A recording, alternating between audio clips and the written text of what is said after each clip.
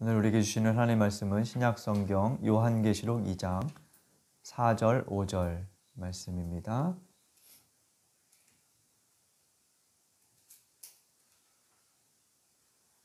하나님의 말씀을 함께 읽겠습니다.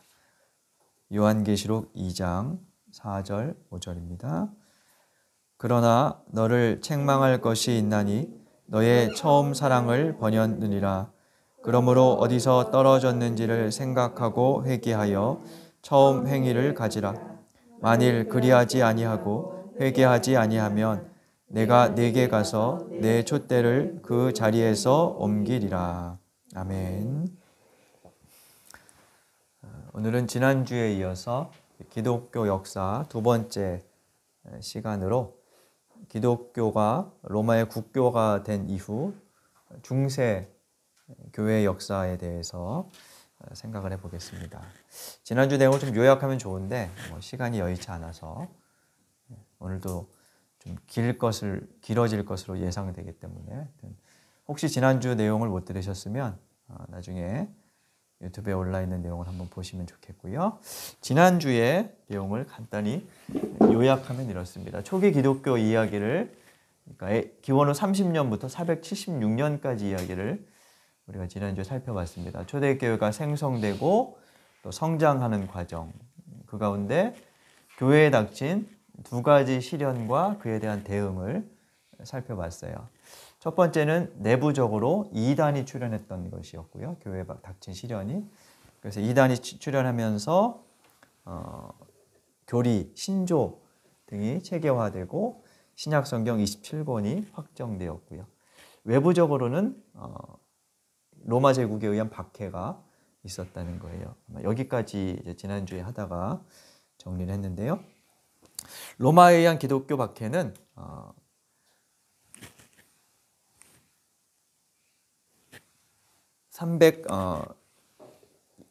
네로 황제 64년경 네로 황제부터 시작해서 한 250년간 계속돼요. 그러다가 디오클레티아누스라는 황제 때 가장 이제 극심해집니다.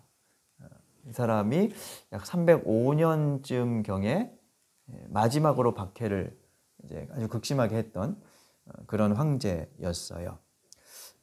그리고 이 황제가 죽고 나자 이제 깊은 어둠 후에 새벽이 찾아오는 것처럼 그 다음 황제인 콘스탄티누스에 의해서 기독교의 뜻밖의 빛이 이제 비춰지게 돼요. 이 콘스탄티누스가 313년에 기독교를 공인한 거예요. 그것을 밀라노에서 내린 황제의 칙령이라 그래서 밀라노 칙령, 이제 그렇게 부르는데요. 공인했다는 것은 이제 기독교를 로마 제국에 있었던 여러 종교 중에 하나로, 대등한 종교로 그렇게 인정했다는 거죠. 근데 이제 콘스탄티누스가 기독교를 이렇게 공인하게 된 데는 한 가지 일화가 있어요. 콘스탄티누스 당시에 이제 로마가 동서로 좀 갈라지는 시점에 있었는데 제국에서 반란이 일어나요. 그래서 이 콘스탄티누스가 그 반란을 이제 제압하기 위해서 로마로, 이제 도시 로마로 진군하는데 좀 전세가 불리한 상황이었어요. 전투를 앞둔 전날 잠을 자다가 꿈을 꿉니다. 태양신에게 기도를 드리고 태양을 바라보자 이 상징으로 이겨내라 라는 하늘의 음성이 들리면서 십자가가 나타났다 그래요. 그 전까지는 이 콘스탄티누스는 기독교인이 아니었죠. 꿈에서 깬 콘스탄티누스는 꿈속에서 본 그 문양을 자기의 투구와 군대의 깃발, 그리고 군인들의 방패에 그려 넣습니다. 이게 그 그림이에요. 많이 보셨죠? 이 단어, 이 그림은 그리스어 헬라어로 크리스토스라는 단어의 앞에 두 글자를 딴 거예요. 우리말로는 XP 이렇게 써 있는데 카이, 로 이렇게 부르는데요. 이 두 글자를 합쳐서 만든 이제 문양입니다. 키로 십자가 이렇게도 쓰고요. 요즘은 그렇게 많이 이제 교회 안에서 안 쓰는 것 같아요. 이런 식으로 이제 문양을 새겨서 교회 이제 재단에 설교단에 이제 사용하기도 하죠. 이것을 이제 새긴 깃발을 들고 불리했던 전투를 승리합니다. 그리고 이듬해 전투가 있던 그 다음해인 313년에 기독교를 공인하는 칙령을 발표한 거죠. 물론 이 콘스탄티누스는 기독교에만 호의적이었던 것은 아니었어요. 그러니까 이제 지도자가 되면 어떤 특정 종교에 이렇게 막 매달리기보다는 왜 좀 융화 정책을 펴죠. 그래서 타 종교에도 유연한 그런 정책을 펼쳤는데요. 기독교로서는 그래도 그동안 200여 년간 박해를 받다가 공식적으로 인정을 받으면서 새로운 물꼬가 터지게 되죠. 그래서 맞이하는 몇 가지 변화들이 있습니다. 7가지의 변화를 들 수 있는데요. 첫째는 공개적인 예배가 가능해졌어요. 기독교의 박해가 극심할 때는 카타콤이라는 지하 동굴에서 예배를 드리거나 공개적으로 세례를 베풀 수도 없는 그런 상황이었는데 공개적으로 예배가 가능해졌고요. 그리고 직전 박해 때 몰수되었던 교회 재산을 환수받습니다. 그리고 세 번째는 일요일이 휴일로 지정이 되면서 이제 휴일에 예배 드리러 가는 것이 조금 더 편해졌어요. 이교 신전들이 로마 제국 곳곳에 있었는데 그 신전들을 교회가 사용할 수 있게 되었고요. 그리고 5번째는 평화의 종교인 기독교가 그 전까지는 징집을 거부했었어요. 로마 군대에 징집되는 것을 거부하고 있었는데 이제 교회와 국가의 관계가 바뀌었잖아요. 그러면서 징집 거부에서 군대 참전으로 교회의 정책이 바뀌게 되죠.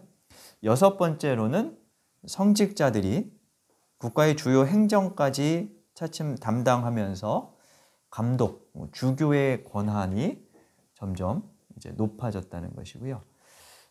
마지막 7번째는 기독교가 이제 공인되니까 기독교 입문하는 절차가 좀 단순화되고 검증 과정이 약화됐어요. 박해 때는 뭐라 그럴까요? 이제 그 숨겨진 기독교인들을 찾아내기 위한 이렇게 좀 이렇게 숨어서 이렇게 들어오는 이렇게 그런 이제 기독교인들이 있었는데 그들을 검증하기 위해서 매우 까다로운 신앙의 검증 절차를 거쳤어요. 한 2년간 세례 교육을 주기도 하고 이런 과정을 거쳤는데 이제 그런 과정들이 약화되면서 전체적으로는 기독교 신앙의 어떤 질적인 수준이 좀 떨어졌다고 볼 수 있죠. 이렇게 기독교가 공인된 후에 이제 변화를 겪다가 더 나아가서 그 전에 이제 콘스탄티누스의 수도 이전을 먼저 좀 이야기해야 다음 단계로 넘어갈 것 같아요. 콘스탄티누스가 했던 2가지 일 중에 하나가 기독교를 공인한 거고 하나는 수도를 이전한 거예요. 그게 이제 330년에 있었는데요. 그 전까지 로마 제국의 수도는 서쪽의 로마라는 도시였습니다. 근데 그것을 이 콘스탄티누스가 동쪽의 비잔티움이라는 곳으로 이제 이전을 해요. 이 비잔티움은 고대 도시 이름이고요. 후에 황제의 이름을 따서 콘스탄티노플이라고 이 도시가 불리게 되고 지금은 터키의 수도인 이스탄불이죠. 여기로 이제 이전을 합니다. 근데 이 이전이 중요한 게 이런 사건들을 계기로 로마가 동서로 양분되고 또 이 동로마의 수도인 콘스탄티노플이 후에 비잔틴 제국의 수도가 되면서 1453년까지 존속돼요. 서로만은 그 전에 멸망하고요. 잠시 후에 이제 그 내용을 보게 될 텐데요. 이제 콘스탄티누스가 이런 이제 일들을 했고요. 그리고 그가 죽은 후에 테오도시우스라는 황제가 이제 기독교를 아예 국교화해 버려요. 그게 390년. 어떤 기록에 보면 392년 이렇게도 기록돼 있는데요. 보통 390년 정도로 칩니다. 그 전까지는 여러 종교 중에 하나였는데 기독교가 이제는 제국의 유일한 종교가 된 거죠. 국교가 되면서 기독교만을 종교로 인정을 하게 되었던 거죠.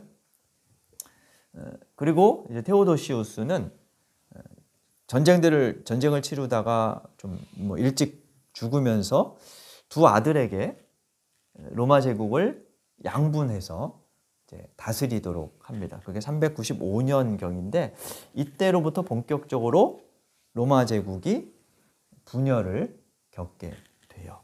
그래서 지도를 보시면 주황색 이제 영역이 여기가 이제 현재 이탈리아죠. 로마가 처음 시작됐던, 그리고 이 전체가 이제 당시에 로마 제국이었는데 동서로 양분돼요. 빨간 선을 기준으로 이제 서쪽 그리고 동쪽으로 제국이 양분이 되는 거예요. 그리고 동쪽은 요 비잔티움, 콘스탄티노플이 수도가 되고, 서쪽은 로마가 이제 다스리게가 수도가 된 거죠. 지난주에 초대 기독교에 5개 교구가 있었다는 말씀을 드렸었는데, 로마, 비잔티움, 안디옥, 예루살렘, 알렉산드리아, 이 5개가 큰 교구였어요. 근데 네 곳이 동쪽에 속해 있었고 로마만 이제 서쪽에 속해 있었죠. 그래서 세력의 갈등이 제국의 분열과 함께 교회 간의 갈등도 이제 일어나게 됩니다. 다음에 볼 것이 이제 제국의 분열과 선로마 멸망인데요. 제국이 동서로 분열되면서 동쪽은 그래도 한 1000년간 유지가 됩니다. 근데 서쪽 서로마는 그렇게 오래 가지 못해요. 그래서 황제가 암살되면서 뭐 수시로 바뀌고 어떤 정치적인 혼란을 겪으며 세력이 약화되고요. 그리고 거기에 더해서 이민족들이 이제 로마를 침략하게 됩니다. 역사를 보면 혹시 세계사 시간에 그런 거 들어보셨을 거예요. 게르만 민족의 대이동, 그런 이야기들이 있는데요. 중국의 흉노족이라고 알려진 훈족이 서진을 하면서 그에 밀려서 이제 이 로마 제국의 북쪽에 있던 여러 민족들이 남하를 하기 시작을 해요. 그래서 그 전까지는 로마 도시가 한 번도 공격당한 적이 없었는데 이민족들이 침략하면서 도시 로마가 여러 차례 이제 공격을 당하게 됩니다. 그래서 410년에는 고트족, 455년에는 반달족 등의 이민족이 침략을 하다가 476년에 가서 게르만족이 침략하면서 결국 서노마가 멸망을 하고 여러 소왕국들로 이렇게 나뉘어지게 되죠. 그래서 이제 그렇게 갈라진 나라들이 프랑스, 독일, 이탈리아 이런 이제 나라들로 그렇게 이제 형성이 되게 됩니다. 서로마가 멸망될 때 그 멸망과 더불어서 떠오른 사람이 있었는데 그게 레오 1세라는 로마 감독이었어요. 이민족이 침략하는데 황제가 여러 차례 바뀌고 정치적인 혼란을 겪으니까 이 황제가 힘이 없어요. 그때 로마 교회 감독이었던 레오 1세가 고트족, 반달족과 협상 테이블에 앉습니다. 협상을 성공적으로 이뤄내고 이민족들이 이제 떠나게 되죠. 그러면서 로마 감독의 위상이 매우 이제 높아져요.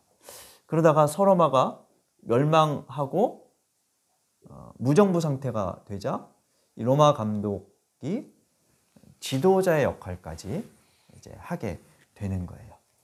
그리고 게르만족은 로마 제국에 비해서 문화적으로 좀 이제 빈약했어요.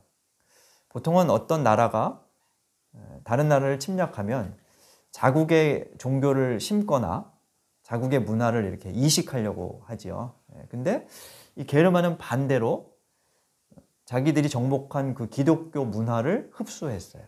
그래서 게르만족이 기독교화되면서 기독교 문화를 이제 동경하게 되니까 교회의 위상이 높아지게 되는 거죠.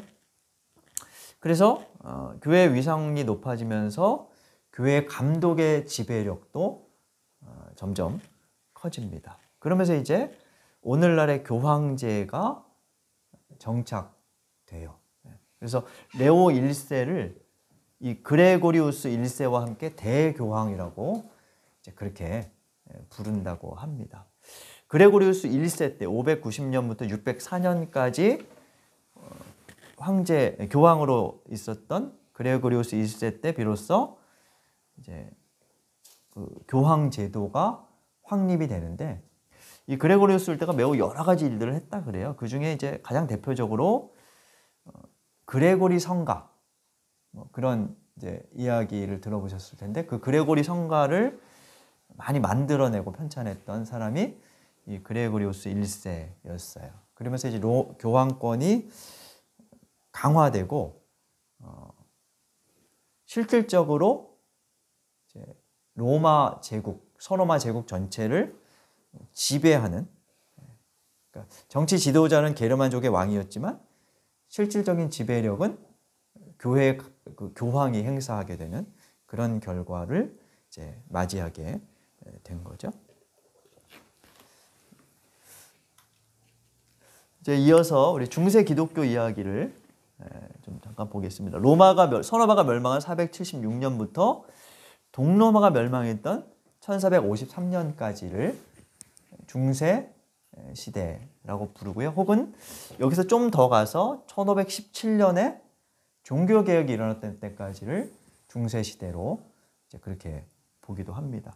중세시대 기독교는 크게 세 가지로 좀 살펴볼 수 있을 것 같습니다. 교회의 타락과 그에 대한 반작용, 그리고 기독교 세계의 분열, 이슬람의 확장과 십자군 원정이라는 세 가지 내용을 우리 한번 보도록 하겠습니다. 먼저 교회의 타락과 그에 대한 반작용이에요. 교회의 타락은 예정된 수순이었던 것 같아요. 특혜가 몰리고 기독교가 국교화되면서 많은 헌금이 교회에 이렇게 바쳐지게 돼요. 그러면서 교회에 부가 쌓이면서 이제 점점 교회가 부패하게 됩니다. 큰 건물을 짓고 또 각종 권리를 누릴 수 있는 성직자 후보자들이 증가하면서 성직 매매가 이루어져요. 그러니까 각 지역의 사제들을 임명할 수 있는 권한을 가진 주교들의 힘이 세지겠죠. 그러니까 뇌물을 바치고 성직을 사고 그런 일들이 벌어지면서 자격 미달 성직자들이 양산이 되고요. 일반 성도들에게 있어서는 신앙의 순수성, 또 윤리적 삶의 태도, 이런 것들이 이제 사라져 갑니다. 그러자 교회 갱신, 신앙 갱신의 차원에서 수도원 운동들이 일어나게 되는데요. 6세기경쯤 되면 유럽에 한 200개 정도의 수도원이 생겨나게 되었다고 해요. 그 중에 가장 유명한 게 베네딕트라는 사람이 529년에 세운 베네딕트 수도원입니다. 독신, 청빈, 순종, 이 세 가지 정신을 주요한 이제 그 규범으로 삼아서 이 베네딕트가 수도원 규칙서라는 것을 만들었는데, 그게 지금까지도 수도원 규범으로 사용된다고 하고요. 근데 수도원도 문제가 생겨요. 교회가 부패하니까 사람들이 그래도 조금 더 나은 수도원에 이제 헌물하자, 헌금하자, 뭐 이렇게 하기도 하고요. 수도원에 사람들이 모여서 어떤 활동을 하냐면 포도주나 맥주를 만들고 그걸 판매하고, 혹은 땅을 기부받으면서 이제 부가 쌓여요. 그러다 보니까 수도원도 이제 변질이 되는 거예요. 그런 일들이 이제 수세기 동안 일어나면서 수도원도 여러 차례 갱신 운동이 펼쳐지는데, 퀴리니 수도원이라는 것도 있었고 시토 수도원이라는 것도 있었어요. 그게 10세기경까지 이루어지다가 3세기경에 되면 프란체스코 수도원을 세우고요.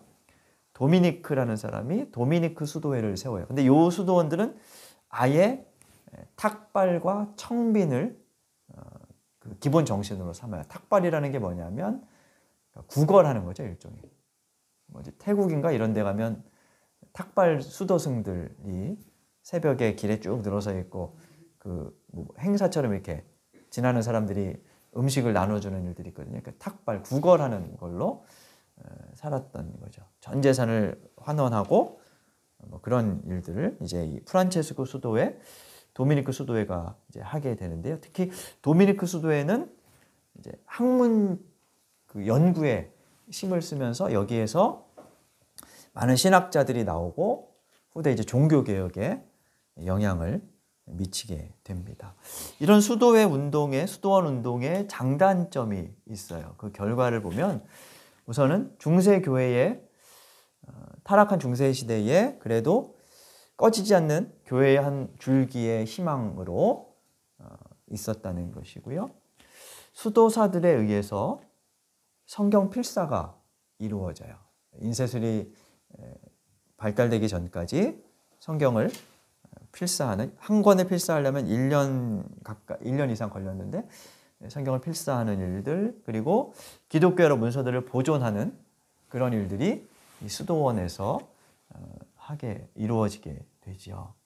움베르토 에코가 쓴 장미의 꽃인 장미의 이름으로라는 그 소설에 보면 수도원에서 성경 문서를 필사하면서 벌어졌던 그런 일들을 볼 수 있는데, 어쨌든 그러면서 기독교의 문화를 보존하게 되고요. 근데 부정적으로는 어떤 영향들이 있었냐면 지나치게 금욕주의와 율법주의를 기독교 전체에 확산하는 결과를 초래해요. 금욕이 마치 신자의 거룩함과 직결되는 것처럼 그런 의식을 심어주면서 인위적인 금욕, 율법주의가 교회에 자리 잡게 됐고요.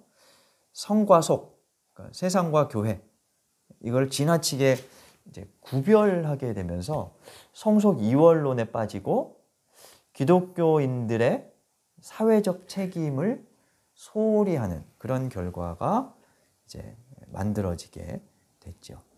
그럼에도 불구하고 수도원 운동은 중세 시대에 그래도 교회가, 그러니까 기독교가 나름의 정신을 유지할 수 있었던 희망이었던 것은 이제 분명하고요. 아울러서 오늘날 이 수도원의 정신이 사라진 개신교가 잃어버린 영성을 한 측면을 좀 생각하게 하기도 하는 것 같아요. 지금 개신교에는 많은 기도원들이 있죠. 근데 기도원과 수도원은 사실 달라요. 기도원은 비움과 묵상, 수행의 영성을 추구한다기보다 기도를 통한 욕망의 발현이나 욕망의 충족을 추구하는 것 같다는 생각이 좀 많이 들어요. 그러면서 좀 폐단이 일어나죠.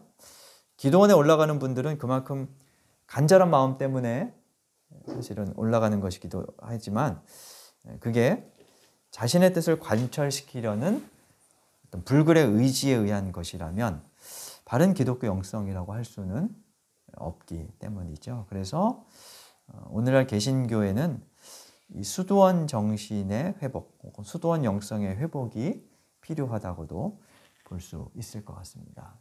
이렇게 교회가 타락하며 교회에 대한 반작용이 일어났었고요, 중세시대. 그리고 두 번째로는 기독교 세계가 분열되는 일이 중세 기독교에서 일어납니다. 아까 말씀드린 것처럼 로마 제국이 동서로 분열되었었다 그랬어요. 그리고 서로마는 476년에 멸망하고 서쪽은 이제 교황에 의해서 교회가 유지되며 통치되었습니다.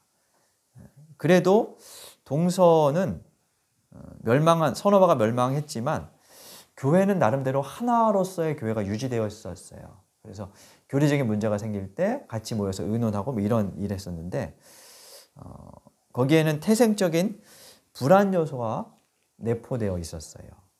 첫째는 언어가 달라요. 동방은 헬라어를 씁니다. 그리스어를 쓰고 서방, 로마 쪽은 라틴어를 써요. 근데 기독교는 어디에서 생겼냐 하면 헬라어를 사용하는 동쪽에서, 예루살렘, 안디옥 이쪽에서 시작이 됐죠. 그래서 신학이 헬라어로 이제 이렇게 이루어지다 보니까 라틴어로 그것을 다 표현하기에는 한계가 있었던 것 같아요. 점차 두 지역이 교리적인 이해와 해석에서 이견을 보여요. 한 예로 부활절을 언제 지킬 것이냐 하는 걸로 둘이 갈등을 빚어요. 그러니까 유대 문화에 가까웠던 동방은 부활절을 언제 지키냐면, 성경에 보면 부활은 예수님께서 유월절을 지내실 때 죽고 부활하시죠. 그래서 동방 쪽에서는 유월절 즈음에 맞춰서 이 부활절을 지켜야 한다고 주장을 해요. 근데 서쪽은 일요일 문화가 발전돼 있었어요. 그래서 서쪽은 그냥 일요일로 정해서 부활절을 지키면 된다, 이렇게 생각을 했어요. 그런 이제 갈등들이 이제 빚어졌던 거고요. 그리고 뭐 성상 문제 혹은 성찬식 때 어떤 떡을 사용할 것이냐, 뭐 이런 문제로도 이제 갈등을 빚었다 그래요. 거기에 더해서 서쪽, 그러니까 로마 교회가 5개 교구 중에 우리가 가장 뛰어나다, 이런 이제 교황권을 주장하다 보니까 그 속에서 또 갈등도 있었죠. 그런 갈등이 지속되다가 결정적으로 성령론 논쟁이 벌어져요. 뭐 이건 좀 복잡한 얘기라서 그냥 결론 쪽만 말씀드리면, 성령에 대한 이해가 서로 달랐어요. 그러다가 그 다른 이해가 충돌하면서 서쪽과 동쪽이 서로를 파문해 버려요. 이 당시에 이제 파문한다는 것은, 한 개인이 기독교에서 파문당하는 것은 사실은 사회에서 이제 그냥 추출된다는 그런 개념이거든요. 근데 이 지역 전체를 그냥 파문하는 거죠. 그래서 서노마가, 서방 로마 교회가 동쪽의 총대 주교를 파문해요. 그게 1054년이었어요. 근데 이해 질세라 동쪽의 총대 주교도 서쪽 교황을 파문해 버려요. 그 양쪽의 파문으로 이제 결별하고, 서방 교회는 오늘날의 로마 카톨릭으로 발전하고, 동방은 정교회, 동방 정교회로 그렇게 갈라져서 이제 오늘에 이르게 되지요. 이쪽은, 빨간 쪽이 이제 서쪽 로마 카톨릭이 된 거고, 이쪽 동방이 보라색 쪽이 이제 동방 정교회가 됐죠. 서쪽은 종교개혁 이후에 카톨릭과 개신교가 세계 전역으로 확산되고, 그게 이제 오늘 우리에게까지 온 거고요. 반면에 이제 동쪽의 정교회는 이 동쪽에서 침략해온 이슬람 제국의 영향 때문에 크게 확산되지 않고, 그리스, 뭐 루마니아, 뭐 세르비아, 러시아, 이런 이제 동로마 유럽을 중심으로 이제 세력을 형성하게 되지요. 우리나라에는 1900년에 러시아 대사관이 세워지면서 아마 러시아가 이제 조선에 들어올 때 정교회 사제가 함께 들어와서 정교회가 시작이 되었다 그래요. 지금은 한 2~3천 명 정도 정교회 신자가 있다 그럽니다. 정교회라는 이름이 정자가 바를 정자예요. 올바른 신앙을 가진 교회다, 이렇게 나름대로 자신들의 자부심을 갖고 있는 건데요. 우리가 볼 때는 사실 뭐 성당 건물에서 이렇게 미사를 드리고 있어가지고 로마 카톨릭하고 별로 구분을 못하죠. 비슷해 보이는데 몇 가지 차이가 있어요. 카톨릭은 교황이 최고 정점에 있고 수직 구조예요. 각 지역의 추기경들이 이제 교황의 말을 따르죠. 반면에 정교회는 각 국가마다, 민족마다 개별 교회의 중요성을 강조해요. 그래서 개별적인 수평 구조이고요. 정교회 사제는 결혼할 수 있지만 로마 카톨릭의 사제는 결혼하지 못하죠. 그리고 외형적인 특징은 정교회 사제는 수염을 길러요. 그래서 검은 모자 쓰고 이렇게 검은 사제복 입고 수염 기르면 정교회 대부분 사제고, 로마 카톨릭은 말끔하게 수염을 깎고 뭐 이런 차이가 있죠. 공통적으로는 7가지 성례를 지키고 개신교와 달리 외경을 제2경전으로 인정하는 그런 이제 일들이 있습니다. 마지막으로 이슬람의 확장과 십자군 원정을 간단히 살펴볼게요. 이슬람은 무함마드라는 사람에 의해서 610년에 시작이 됐어요.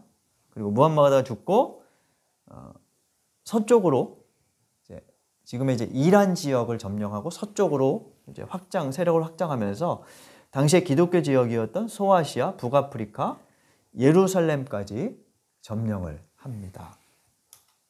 그러니까 지도를 보면 이쪽을 북아프리카, 예루살렘, 안디옥 이 지역과 요 터키 지역 이 지역을 다 이제 이슬람이 점령을 한 거예요.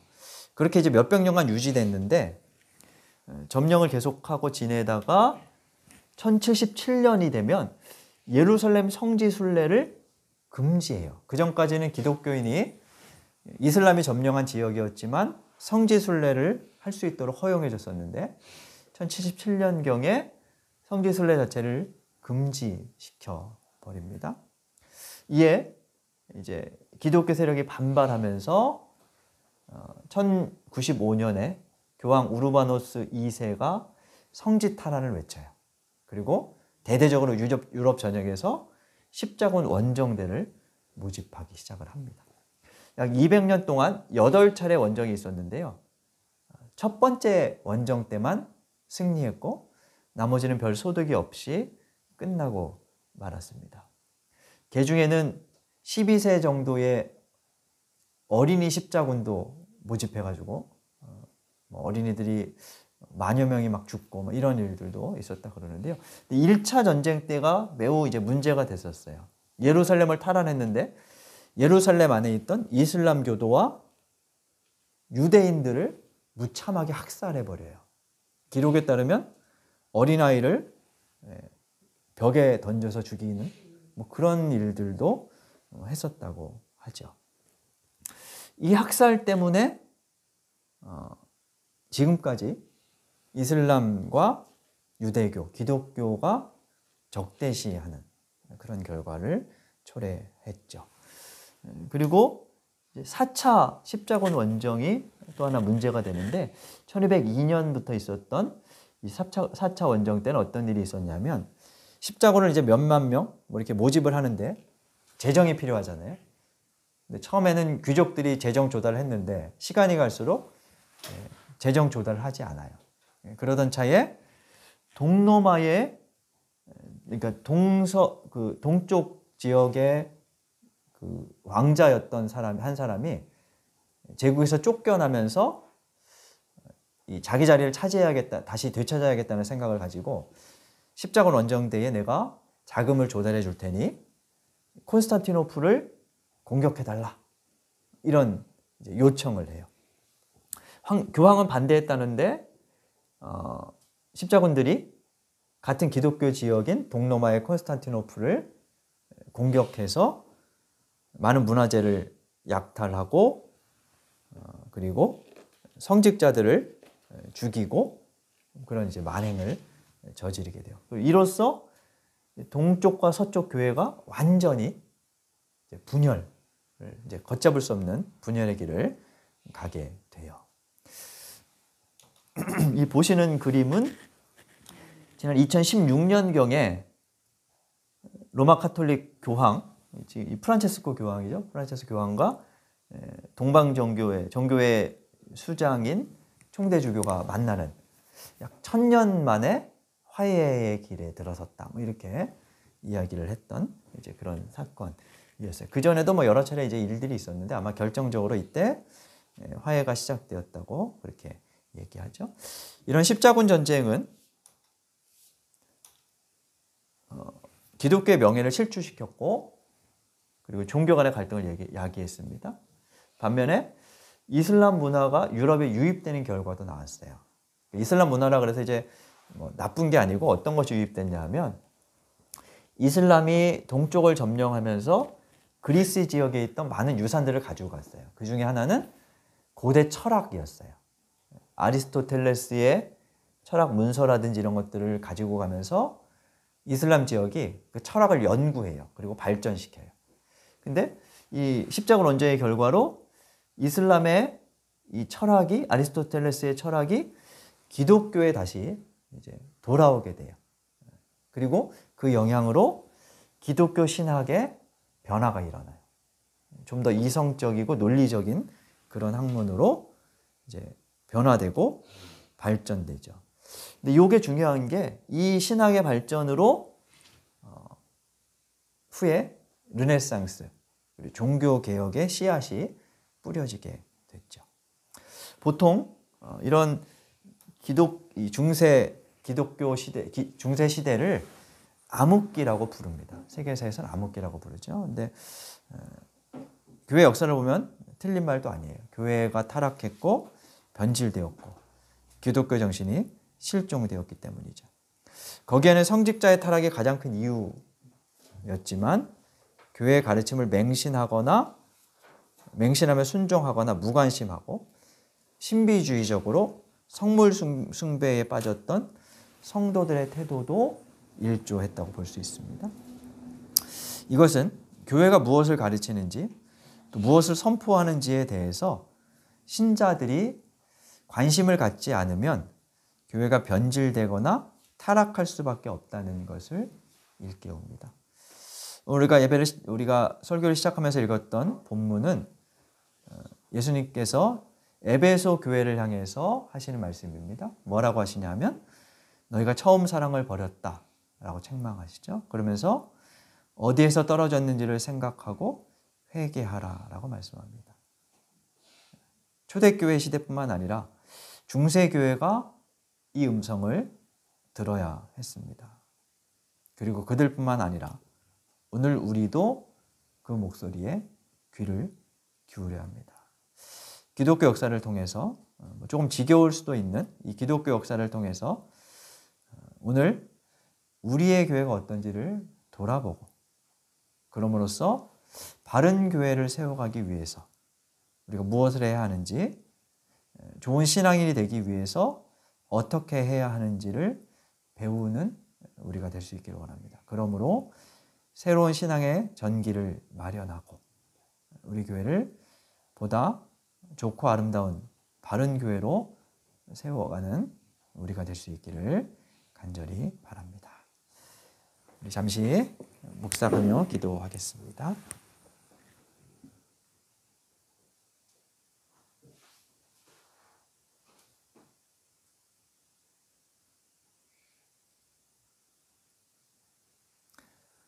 하나님, 중세교회 이야기를 들으며 오늘 우리의 자리를 돌아봅니다. 처음 사랑을 버렸다고 책망받은 에베소 교회의 모습이 그들의 모습이었고 또한 지금 우리들의 모습임을 깨닫습니다.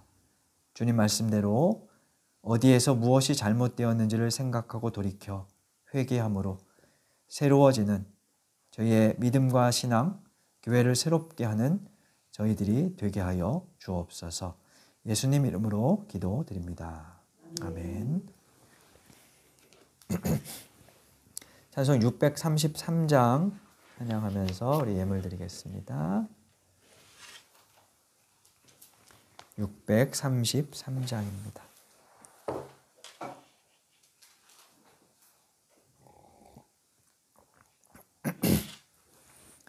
나의 하나님 받으소서 주께 드리는 이 예물을 소리 높여 감사로 주께 드리네.